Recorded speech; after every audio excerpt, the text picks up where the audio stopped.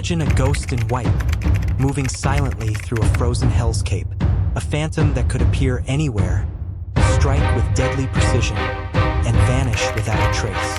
For over 100 days, this specter haunted the Soviet Red Army, turning the vast, snowy forests of Finland into their worst nightmare. They called him the White Death. But who was this man, and how did he achieve a kill count that remains unmatched in military history?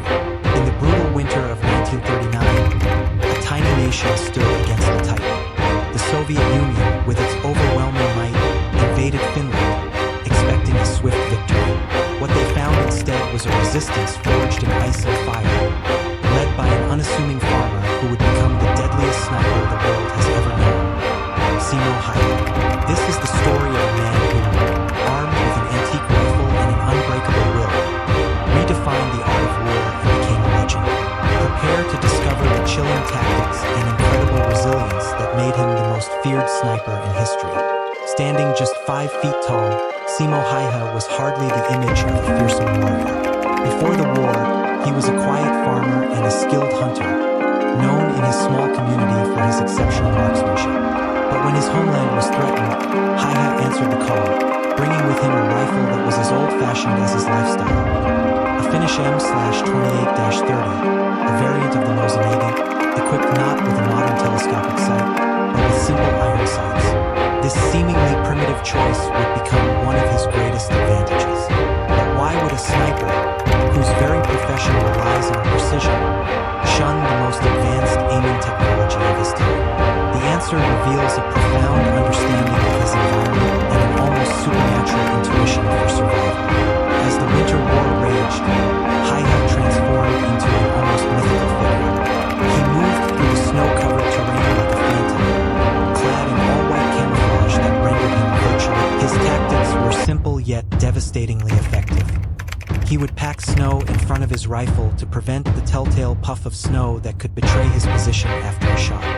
And in temperatures plummeting to minus 40 degrees Celsius, he would hold snow in his mouth, not for hydration, but to prevent the steam from his breath from giving him away. He would lie in wait for hours, sometimes days, with only a day's worth of food and ammunition. The Soviets launched desperate counteroffensives, even deploying their own snipers and artillery, but Hayha remained elusive. They couldn't see him, they couldn't find him, and they couldn't stop him.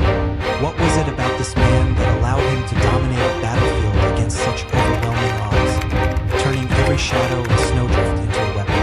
In less than 100 days, Simo Häyhä amassed an astonishing 505 confirmed sniper kills, with an additional 200 kills attributed to his submachine gun.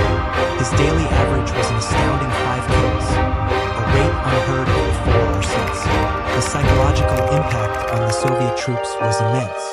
They began to fear the silent, unseen killer, giving him the chilling moniker deadliest, the White Death. The Red Army became obsessed with eliminating him, launching special operations, and even calling in artillery strikes on areas where he was suspected to be. They sent their best snipers, but one by one, they fell victim to Hayha's silent wrath. The question wasn't if they would find him, but if anyone could survive the encounter. But what happened next shocked everyone, and almost brought an end to the legend of the White Death. On March 6, 1940, after months of evading capture, the impossible happened. A Soviet soldier finally caught a glimpse of the White Death and fired. Hayha was hit in the lower left jaw by an explosive bullet. Half his face was blown off. His comrades found him, barely alive, and described his head as missing half.